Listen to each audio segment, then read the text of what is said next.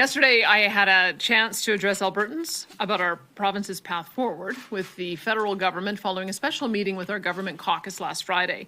I also met with Prime Minister Mark Carney last Friday, where we spoke at length about the policies and legislation that are holding back Alberta's economy.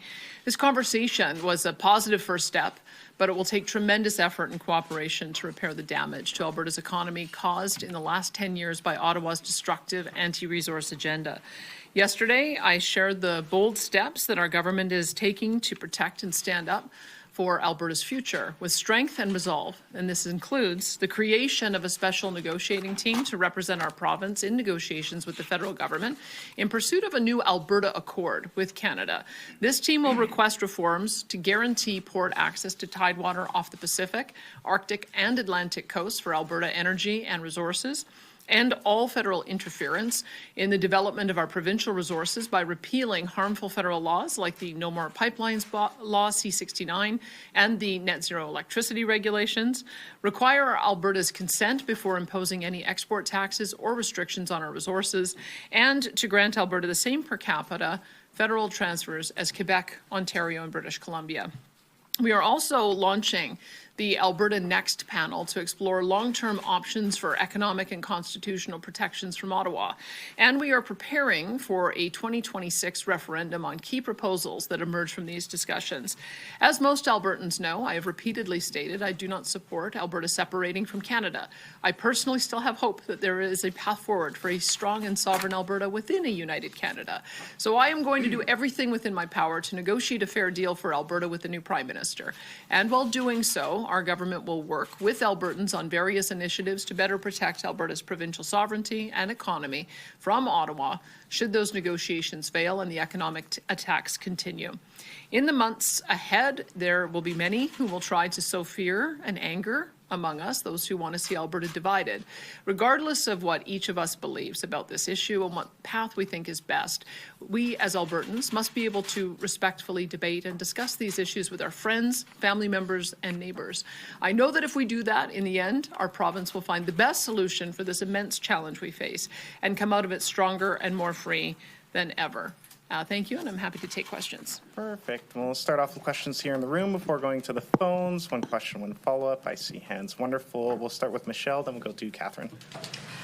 Michelle Belfontaine, CBC. Premier, Chiefs from Treaties 6, 7, 8, 4, and 10 are speaking about the possibility of a sovereignty referendum in about an hour. Now, they have overwhelmingly said that they oppose this kind of referendum and say it violates their treaties. So why are you giving separatists the chance to force a referendum question next year? I'm not sure what their sovereignty referendum would be. I mean, they already have sovereignty within a united Canada. They have absolute jurisdiction over their own treaty territories, the reserves, and so I'm not quite sure what they would be asking for. A referendum on separation, it's out there, and the Bill 54 has made it easier for people to force a citizens' initiative referendum and have it put to the Alberta people, and you have said that this would be included next year. Well, so what would you say to treaty chiefs who are saying we have a treaty with the Crown and separating from Canada violates our treaties?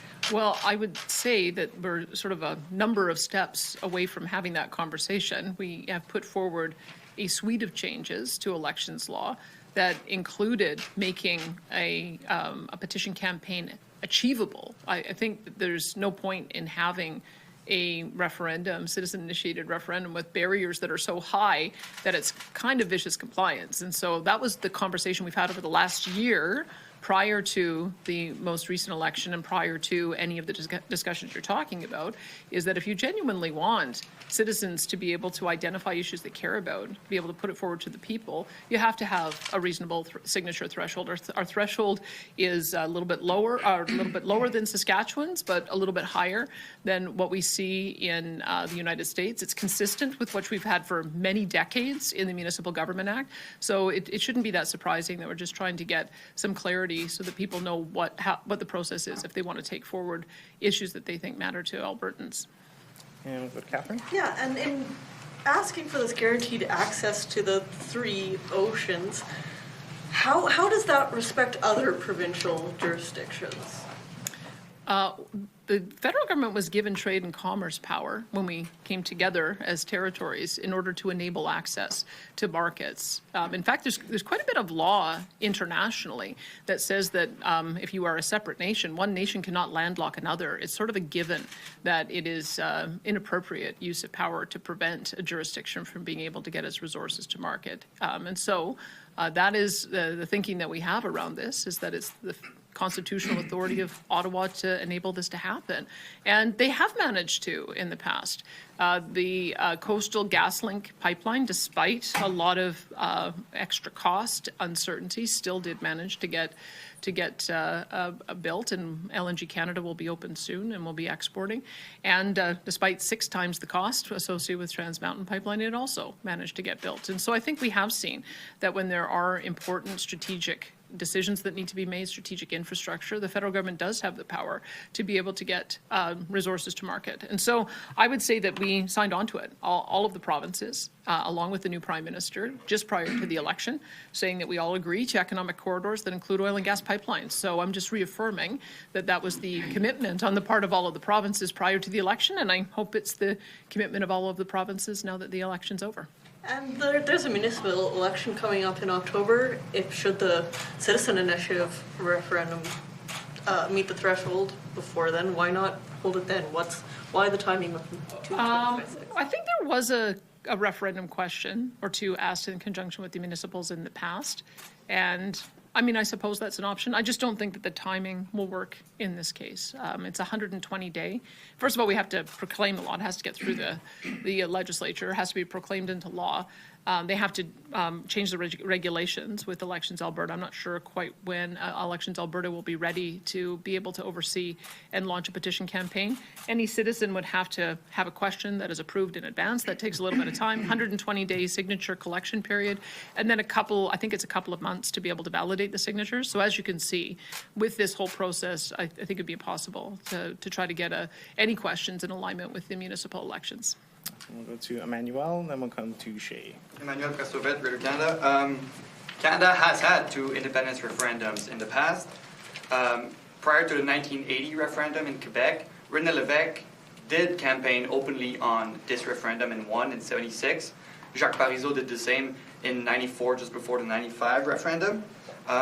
However, you did not campaign on opening the door to a separation referendum. You essentially campaigned on a tax cut and standing up to Ottawa. So do you have the mandate to open such a door to Alberta separating from the rest of Canada? Yeah, I don't have a mandate, and my party doesn't support that. My party quite clearly in their founding documents came together and they support a strong, united Canada, protecting constitutional sovereignty, and that's what I've been doing. A citizen-initiated referenda would be, by definition, initiated by citizens. And so I won't prejudge what issues citizens might want to put on the table, but that is up to citizens to decide and to get the number of signatures. All I've said is I will honor the process. And the public very clearly knows that we are a party of direct democracy, that we do believe in things like citizen initiative and recall that happened under my predecessor. And so I would leave it to the people, but that's why I have been pretty clear that I do not support separatism myself. I support a strong, sovereign Alberta within a united Canada, and that's what I'll keep working towards. And one part of your rhetoric against the federal policies in energy is that it would bring more uncertainty to the sector and also make investments go away from the province. Don't you think that such a referendum on separation would also be likely to do that? That's certainly what the rest of Canada said to Quebec about their 2 referendums. Well, I guess I'll wait and see if any questions come forward, if anything gets registered, if 177,000 signatures get accumulated. I mean, I think you're jumping ahead a number of steps. None of that has happened right now. There isn't a question on the table. There isn't an active petition campaign. All there is a process. And I think we have to accept that there's a lot of anger out there.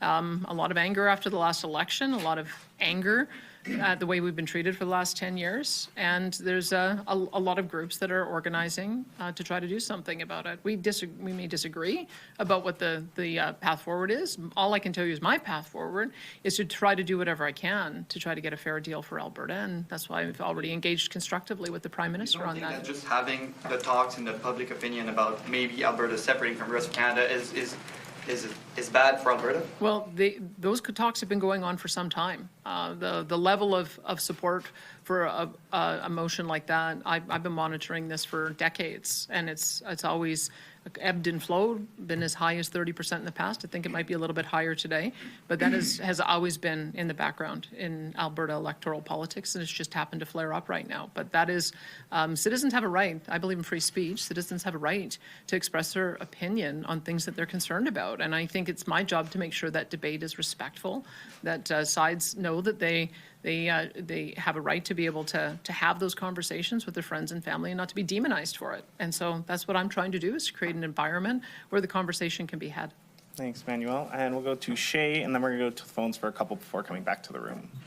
Thank you so much for taking my question. Originally, you had issued that list of 9 demands with a 6-month deadline back in March. Now you've issued a new list of goals for the Alberta Accord, no clear deadline. I guess why change those goalposts, and what is your plan if these negotiations are unsuccessful? This is just more detail on the existing goalposts that I had set. We're doing our consultation between May and October. That's the same 6-month timeframe that I had mentioned. At the same time, we're establishing a negotiating committee, and I hope to talk with the Prime Minister about who their counterparts will be at the federal level. We've had these kinds of joint task forces in the past. This would be a little bit more formalized with my ministers, and so that will be ongoing because I think we need to, we had our first conversation where I let him know the issues that we needed to work on together. I told him I'd be establishing a negotiating committee, and so we'll have 6 months to be able to work that through. Hopefully we'll get to an agreement earlier. We'll then at the same time have 6 months to travel the province with a committee to find out how Albertans are feeling and some of the issues they might want us to address. And again, I won't prejudge that. I don't know what kind of issues will be raised as we go through there, but we'll have those parallel processes, and I hope we can get to a constructive relationship with the new Prime Minister and address some of these things that have been an irritant for a number of years. Just as a follow-up to that, my second question, what is my second part of that question is, what happens if those negotiations fail after your 6-month deadline? And then my follow-up, I guess just in terms of a scenario, either legally, economically, or politically, is there one in which Alberta could actually separate from Canada with its national parks, with all of the treaty negotiations? Is that even possible? Should all of those steps be followed with a citizen-led petition? Well, I'm not going to walk into negotiations with the expectation that they're going to fail. I think that that's defeatist. I don't think that Prime Minister Carney walked into his meeting with Donald Trump today expecting it to fail. I think he walked in hopeful that they would come to an agreement and maybe start the Canada-U.S. free trade agreements. I guess we'll find out in another hour or so, or a couple of hours, about whether that is going to be the case. I'm hopeful that we actually can get those conversations restarted.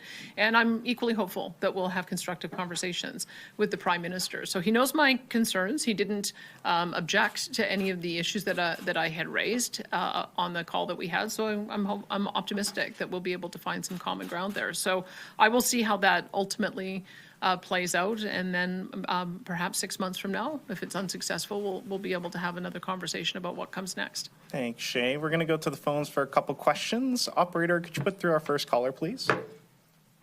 Thank you. Dawn Braid at the Calgary Herald. Premier, thanks for taking my question. David Cameron wasn't a separatist either when he enabled a Brexit referendum in Britain.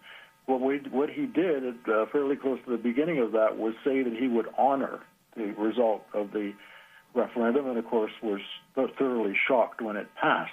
So my question to you is, will you say today whether or not, if a referendum on separation should carry sometime next year, you will honor that and start, if the answer is yes to it, that you would honor it and start the process to separate Alberta from Canada? I did say yesterday in my commentary that I will respect the wishes of Albertans. And so at the moment, they're a bit undefined about what it is Albertans want to do. There's been a number of different groups proposing different new relationships, different ways to express autonomy. So until I see an actual question with 177,000 signatures of Albertans that are supportive of it, it's difficult for me to know what that looks like. But I honor the process. I'm creating a process so that citizens do have a right to identify an issue and be able to bring it forward with the support of their fellow citizens so that it can be put to a referendum.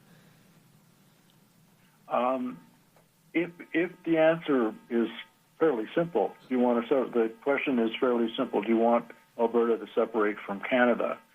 Would you be willing, if it was as simple and clear-cut as that, and there was a good-sized majority, would you be willing to proceed? There's a lot of ifs in that. I think if an election were held today, it would get about 30% support. So that's why I want to make sure that those numbers do not get higher and those numbers end up going lower because we're successful in negotiating a new arrangement with Canada. That's my marching orders. I've heard pretty overwhelmingly from my caucus, from the people who've contacted my office, from the people I've consulted with, is that they want me to give it a try. We tried for 2.5 years with the Prime Minister that was in place when I got elected, and I'm going to try. I think that's the only thing that I can do, and hope that we have a different approach. And I think we've already seen evidence that we have a Prime Minister that's willing to change gears. He dropped the carbon tax minutes after he got elected because it was a policy that was driving up costs, creating a more unaffordable life for all Canadians, hated across the country, hated by all political parties. And so that's an evidence of some pragmatism. Well, we've got 9 more to go. And so I'm getting started on that to begin with. Thanks, Dawn. Operator, could you put through our next caller, please? And then we'll come back to the room. Thank you. Rob Ferguson at the Toronto Star.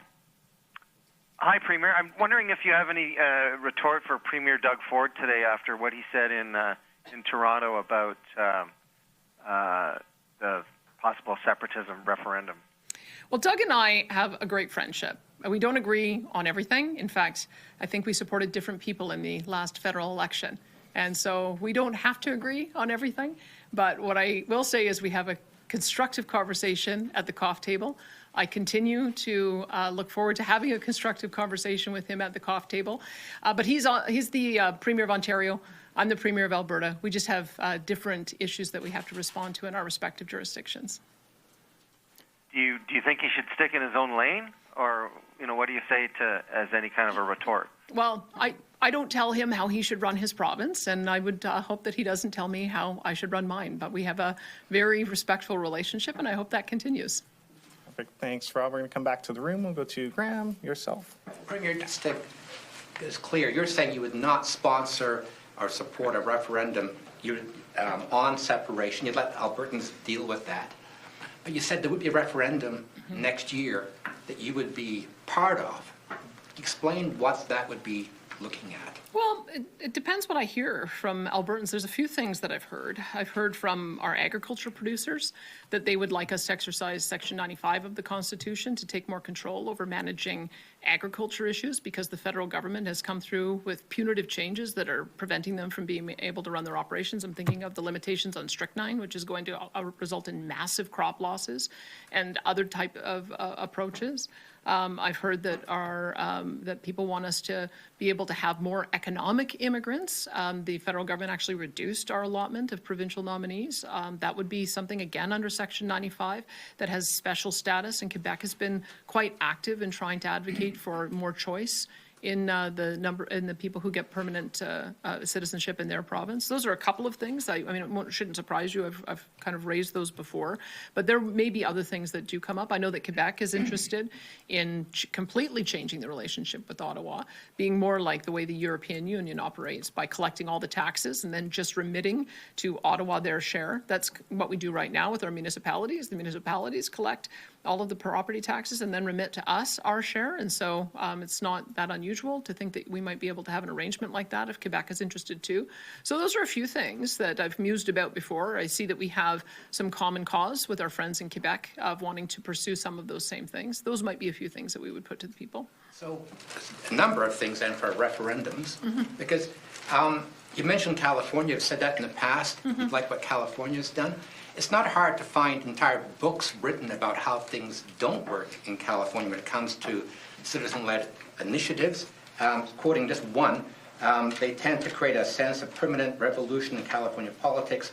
No issue is settled for long. This is Troy Seneck, former speechwriter for George Bush, W. Bush. You have people saying this is a bad idea, that going down the road of direct democracy that California has can tie up things, as opposed to representative democracy.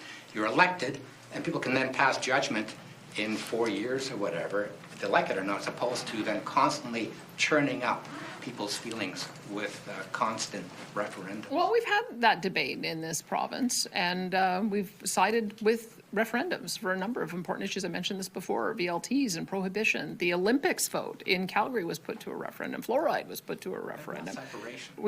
Well, again, I won't prejudge what it is that citizens choose to get signatures on. It could be any number of things that they choose to get signatures on.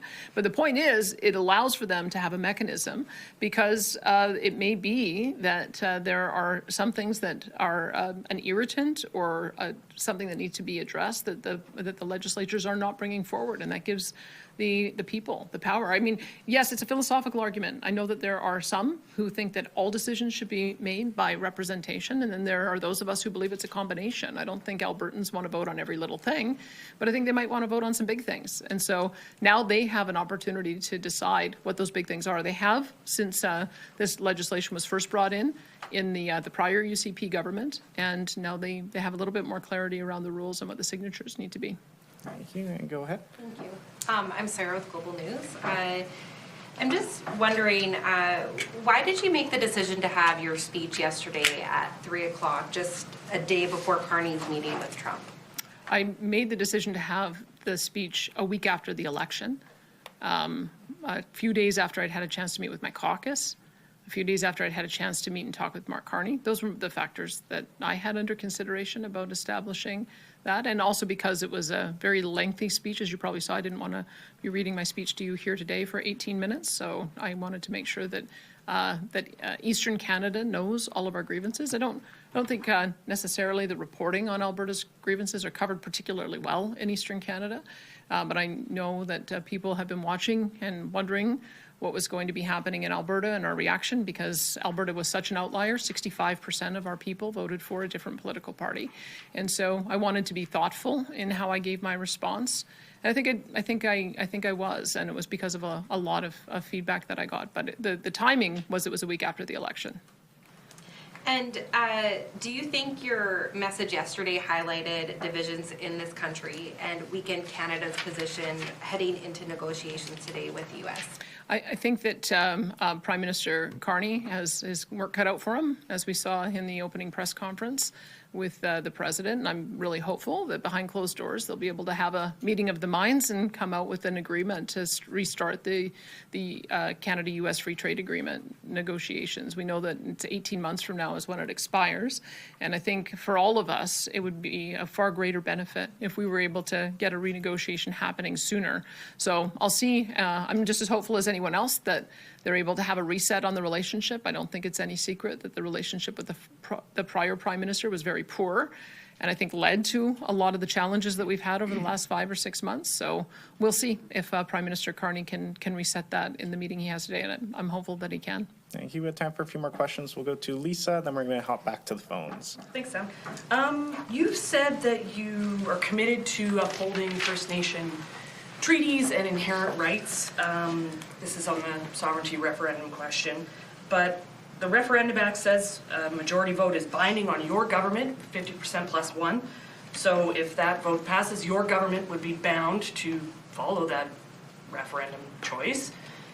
How exactly do you plan to uphold those treaties in the event that your government's hands are tied and you need to separate Alberta from Canada? How do you uphold those treaties? What does that involve? Well, I think there's been lots of court challenges and court decisions around First Nations, Inuit, and Métis rights, and we would honor all of those. We have treaties that have been signed and are binding. We have as well Section 35 of the Constitution, which enshrines Aboriginal rights. This any discussion that we're having, is including Alberta's expressing its own constitutional sovereignty, is about Alberta's relationship with Ottawa.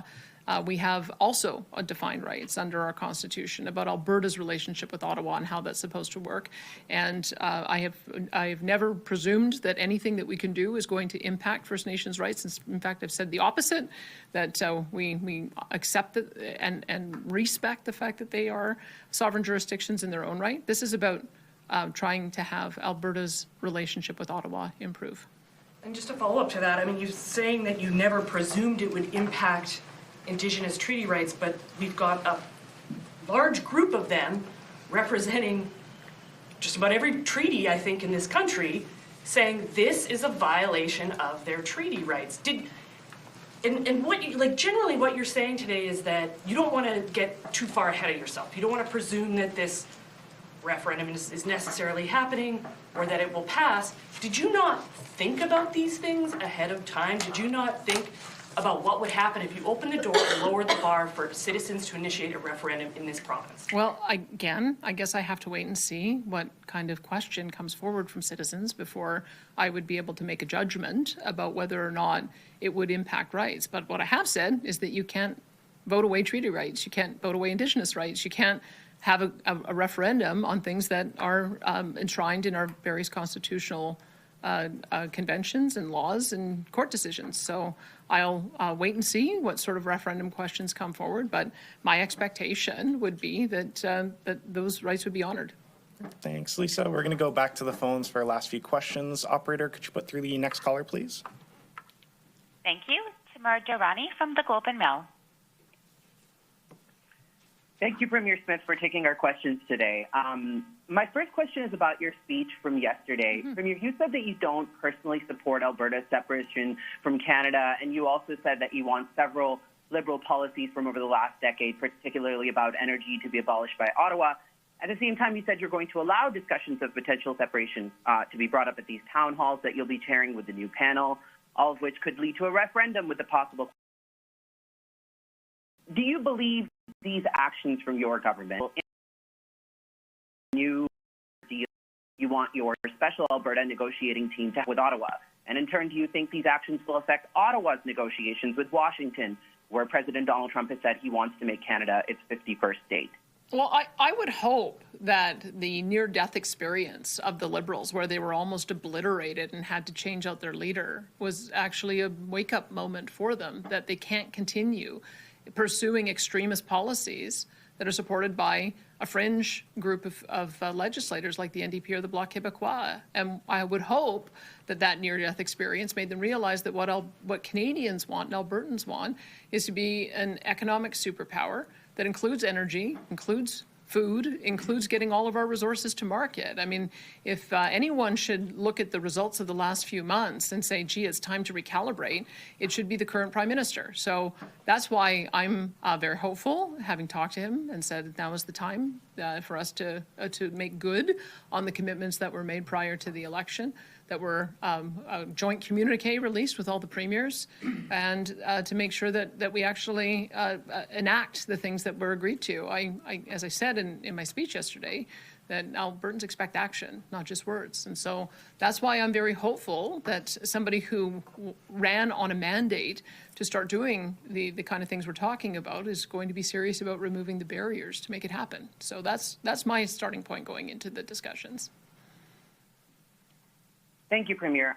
My second question is a bit tangential. It's related to the Alberta Health Services investigation. Premier Smith, in light of the Globe and Mail's reporting on Alberta's Justice Minister, Mickey Emery, being a longtime friend and relative through marriage of Sam Raich, whose business dealing with the health authority are tied to a lawsuit and multiple investigations, do you believe this is a conflict of interest for the province? I want to be clear here before you answer. I'm not asking necessarily about whether this is against Alberta's Conflict of Interest Act. I'm asking this question because I want to know whether you think this is an appropriate relationship for the sitting Justice Minister and Deputy House Leader of Alberta to have with Mr. Raich. I'm not sure what you expect him to do. Should he divorce his wife so he doesn't have the relationship with the cousin anymore? Like, I think you're being unrealistic. We all have relationships. And the key for conflict of interest is that you cannot make decisions on anything that might benefit a private interest. He has made no decisions on anything that would impact the person you're questioning. So that's why the conflict of interest law matters, is because these do have very clear rules we're supposed to follow. There are very clear things we're not supposed to do. And I can tell you that Minister Mickey Emery is in no conflict of interest. Thank you. And we have time for two more questions. We're going to take one more from the phones, then we'll go to James. Operator, could you put through our next caller, please? Thank you. Rahim Mohammed at Post Media. Well, Premier, so as leader of the UCP, do you plan to put in place any sort of in-house policy relating to members of your cabinet and caucus publicly taking sides in a possible referendum on Alberta independence? Well, I can tell you what our policy says, because this was part of the founding documents that brought together the Progressive Conservatives and the Wild Rose. And it says loyalty to a united Canada and a commitment for Alberta to be a leader in the Canadian Federation that constructively defends the best interest of the province and its constitutional sovereignty is one of the founding statements of our party. And so I would say that I and my caucus are supportive of that we are supportive of trying to find a way to exercise our constitutional sovereignty within a united Canada. Sure, and one of your caucus members, Jason Stephanon, a MLA for Red Deer, reportedly told reporters yesterday in Edmonton that he would like to see a referendum. Have you had a chance to talk to Mr. Stephan? Does that come close to a line for you? Do you have any kind of a reaction to that statement? Well, if you listen to what I said yesterday, I would say that there's 3 different groups in Alberta, and we don't want to demonize any one of them, that we want to have a constructive conversation. We all have different ideas about how we get respect from Ottawa and how we have a constructive relationship within a united Canada. And so I'm looking forward to having that discussion, and I'm not going to be demonizing anybody who may have a different view on me. All I can do is try to convince people my view is right, that it's worth fighting for, it's worth giving it a try, it's worth doing the negotiation, and it's worth trying to find some way for the federal government to compromise. So that's been my position, and I'm hopeful that I'll be able to convince all Albertans that that's the right pathway. Thanks, Raheem. We have time for one last question. We'll go to James at the back here. Hi, Premier. James from the Western Standard. You mentioned in your statement that any referendum will have to respect treaty rights. We've spoken about that. What would the referendum question look like? I realize this is a long time, potentially a long time in the future, and would negotiations with First Nations have to come first before any referendum question is asked? I don't know what the referendum question would look like, because yesterday I specifically said we would not be bringing forward as a government a question on the issue of independence. So it would be up to individuals to draft that question and go through a process with lawyers that they might consult, and then it would go and get validated through Elections Alberta, and then it would be put to the people. So I don't have any idea what the wording of that referendum question might be. Okay, well, where do negotiations with First Nations communities fit into that process? Again, there is no referendum question. There is no petition campaign. We haven't even put the structure in place for the Elections Act. So I don't have answers to those questions, because until we see an actual active question and an active petition campaign, it really is just hypothetical. Perfect. Thank you. And that's our time for today. Thanks, Thank you, everyone, for your questions.